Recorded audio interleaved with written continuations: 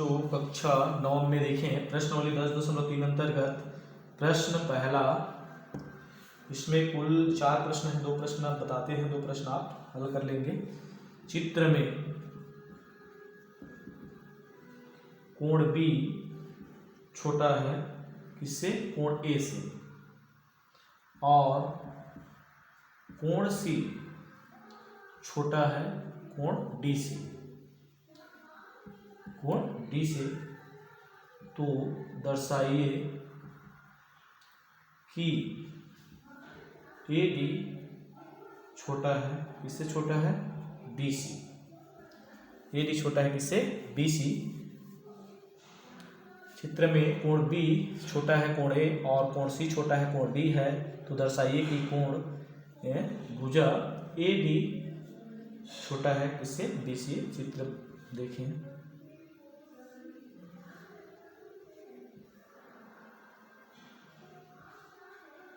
A B O C D कोण कोण कोण कोण। कल देखें यहाँ पे जो दिया हुआ है कोण बी छोटा है किससे? कोण ए से। कोण बी जो है छोटा है किससे? छोटा है कोण ए से। तब हम जानते हैं कोण बी छोटा है किससे? कोण ए से। तो छोटा कोण है तो उसके सामने की जो भुजा क्या हो जाती है? छोटी होती है। तो ए ओ, ये जो भुजा है इसके सामने भुजा है ए ओ क्या है?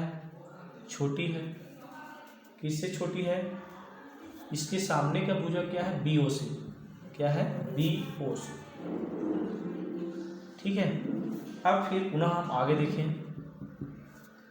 कोण सी फिर दिया हुआ है, कोण सी छोटा है कोण डी। कोण सी छोटा है कोण डी, तो कोण सी के सामने भुजा क्या है? ओ डी छोटा है किससे? डी के सामने ओ सी। तो ये होता है पहला और ये होता है दूसरा।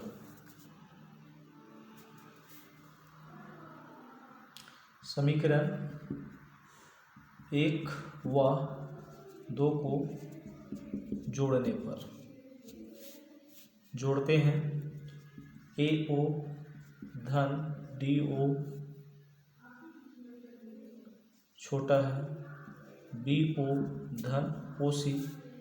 ए ओ और डी ओ जोड़ेंगे क्या हो जाएगा? ये ए डी छोटा है बी ओ और ओ सी को जोड़ते हैं तो क्या हो जाएगा? ये बी सी। तो ये आपको क्या करना था? सिद्ध करना था। तो यहाँ पे सिद्ध हो जाता है। तो यहाँ पे जो दिया गया है उसके अनुरूप हम लेकर के चलें, ये आपका समीकरण मिला। फिर जो दिया गया है उसके अनुसार चलें तो ये आपका समीकरण मिला। इसमें क्या होता है? छोटी कोण के सामने एक भुजा क्या होती है? छोटी होती है, और बड़ी कोण है उसके सामने एक भुजा क्या होती है? बड़ी होती है। इसका प्रयोग यहाँ पे किया गया है और इसी प्रकार से यहाँ पे सवाल यहाँ पे सिद्ध होता है। देखें एक और प्रश्न। प्रश्न तीसरा।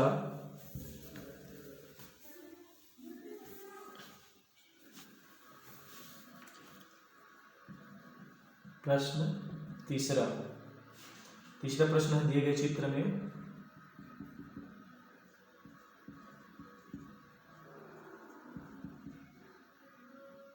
पी क्यू छोटा है किससे? पी आर, और क्या है? कोण क्यू और आर के अर्धक क्रमशः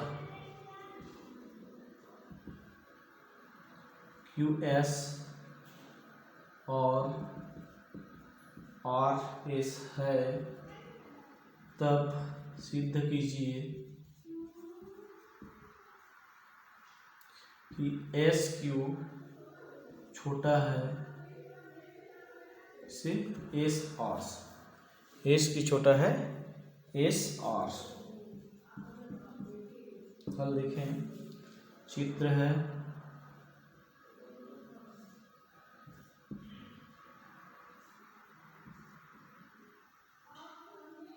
P Q R S Q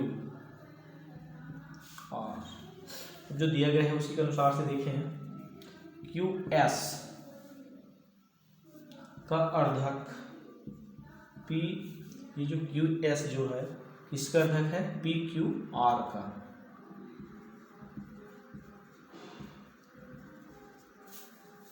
तब कोण पी क्यू एस और कोण एस क्यू आर ये दोनों क्या होगा, बराबर होगा, क्योंकि यहाँ पे क्यू एस जो है इसका अर्धक है नहीं, बस अर्धक है। फिर देखें आर एस ये जो है कोण पी आर क्यू का अर्धक है।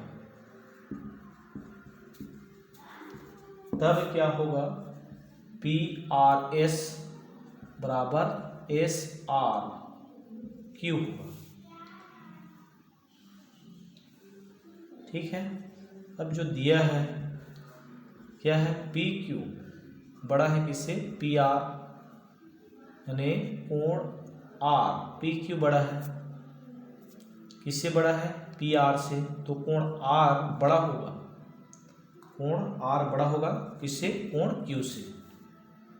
अब इस दोनों को हम क्या कर देते हैं, दो से भाग दे देते हैं।